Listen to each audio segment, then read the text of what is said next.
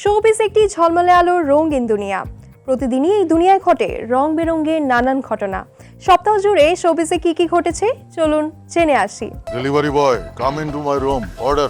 Bachelor point এটি শুধুই একটি সারা জাগানো সিরিজ নয়, এটি দেশি বা প্রবাসী বাংলা ভাষাভাষী মানুষের বিনোদনের খোরাক। জনপ্রিয় সিরিজের পরিচালক সহ অভিনেতারা সম্প্রতি কেনাকাটা করতে গিয়ে ধরা পড়েন ক্যামেরায়। দেখা গেল কাজল আরিফি নমি, চাষি আলম, পলাশ, মার্জুক রাসেল এক প্রকার প্রতিযোগিতামূলক কেনাকাটা করছেন। কিন্তু হঠাৎ কেন এত শপিং?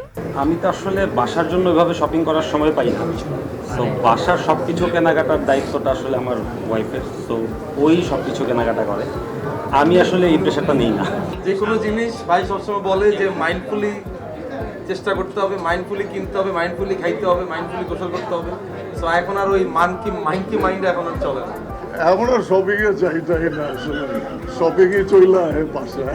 সিলভার টিপ কন্ট্যাক্টে তৈরি নিরাপদ ও নান্দনিক ক্লিক সুইচ নির্ভরতা জীবন জুড়ে। রবিবার সন্ধ্যায় ব্যাচেলর পয়েন্টটি মূলত উত্তরার সেন্টার পয়েন্ট শপিং মলে একটি ব্র্যান্ড লঞ্চিং ইভেন্টে অতিথি হিসেবে আসেন। এ সময় এই সিরিজের ভক্তদের সাথে তারকারা মিট ও গ্রিট সেশন করেন। স্পর্শের কি হবে এটা আল্লাহ জানে, রবি ভাই জানে। তালিটা জোরে হবে।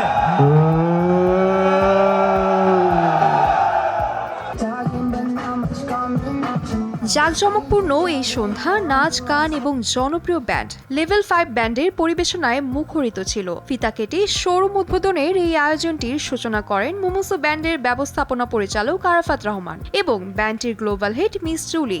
আমাদের বাজেটটাকে আমরা খুবই বাস্কেটটাকে একদম লো রেটে রাখছি, যাতে সবার কাছে আমরা অল্প সময়ের মধ্যে খুব ভালো কিছু দিতে পারি। This is my first time to be here in Bangladesh and this is my first time to wear the shali. আগামীতে রাজধানীর অভিজাত এলাকা ধানমন্ডি এবং বনানীতেও চালু করতে যাচ্ছে তাদের নতুন স্টোর। ব্যাচেলর পয়েন্ট ভক্তরা সিরিজটির বাকি সদস্যেরও হুট করেই কিন্তু সেখানে পেয়ে যেতে পারেন। এছাড়াও আপনাদের জন্য আছে আরও একটি খবর। আরশের সঙ্গে প্রেমের গুঞ্জনকে কিন্তু আবারও উস্কে দিলেন সোনেরা।